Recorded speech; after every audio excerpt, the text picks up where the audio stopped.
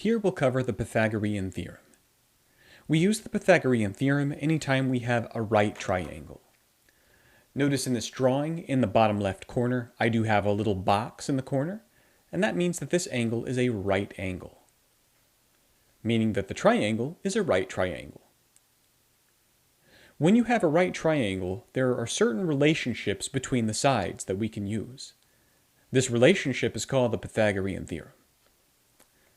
Notice that we have one side of the triangle that is straight up and down, or vertical.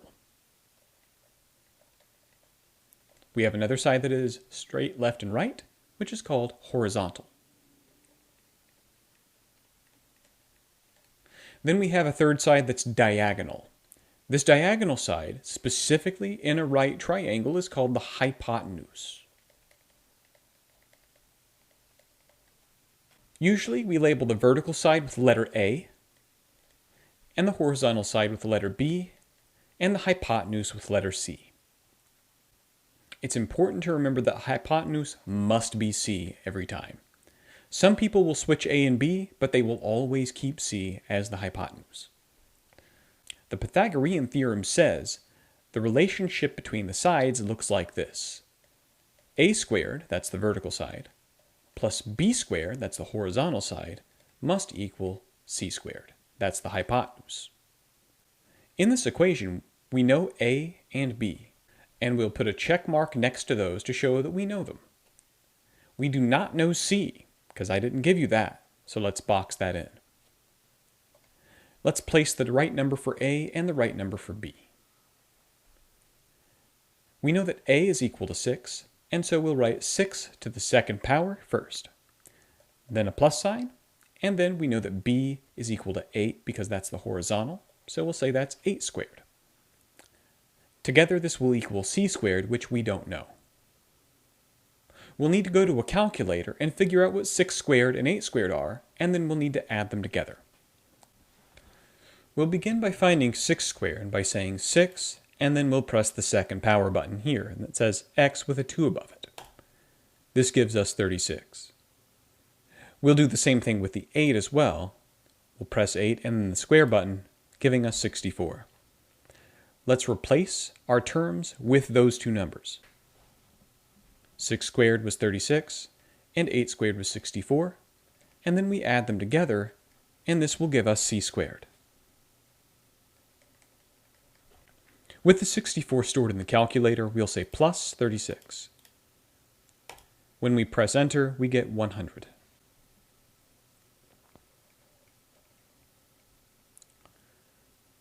Now that we've found C squared, how do we find C? We're going to have to remove that second power.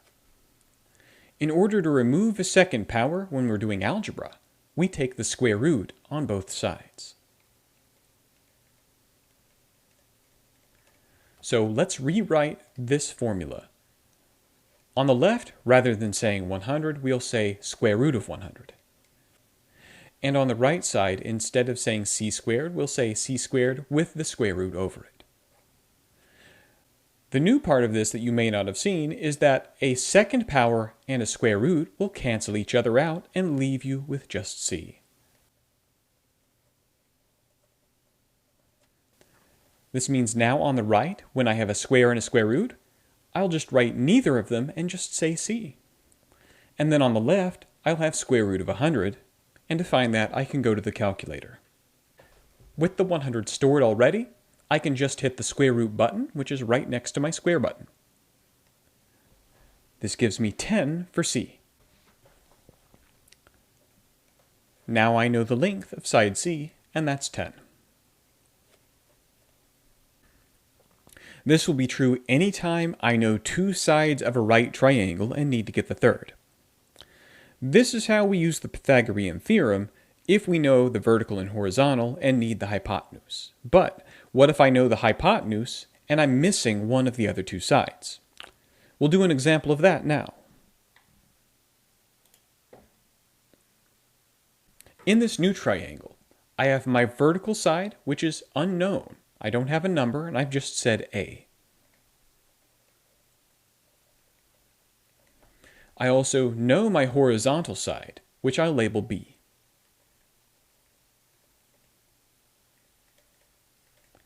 I also know my hypotenuse, which I'll label C. As before, my job is to find the missing side here. We see that this triangle has a right angle inside of it. Since we have a right triangle, we can use the Pythagorean theorem here again and say a squared plus b squared must equal c squared. On my triangle, I don't know what a is. I'm going to box that in. But I do know what b is, and I do know what c is. I know that b is going to be 12. So in place of b, I'll write 12, and I'll write the squared symbol above it. I also know that c is 13. I'll write it down and write the squared symbol above it too. I'm going to keep the plus sign where it is, and the a squared where it is, since I don't know it. Now I can go to the calculator and find out what 12 squared and 13 squared are.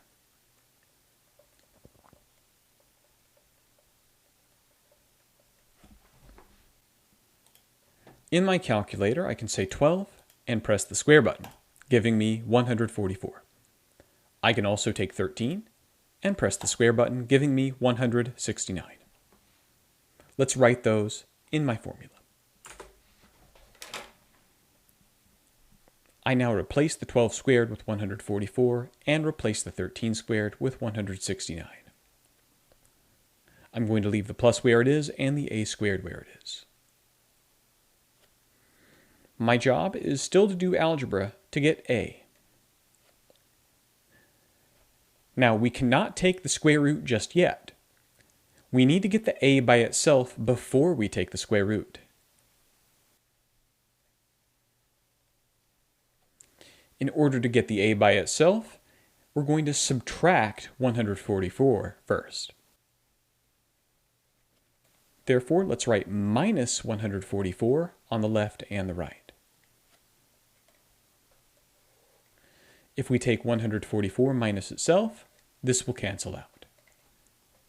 If we take 169 minus 144, the 100s will both cancel out, and 69 minus 44 is just 25. We'll say this equals a squared.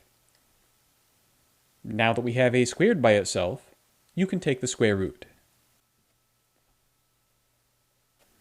We'll write a square root symbol over the a squared and a square root symbol over the 25.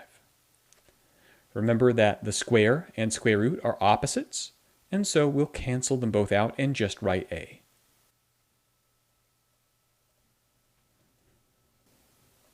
On the right, we'll have square root of 25 still. Now we go to the calculator and find the square root of 25. In the calculator, I enter 25, and then I press the square root button. This just gives me 5. This means that my a must equal 5, and now I know the length of side a. This procedure will help us find the length of a missing vertical or horizontal.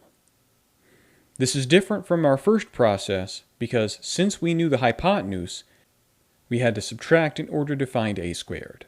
But then once we had a squared, we took the square root just as before.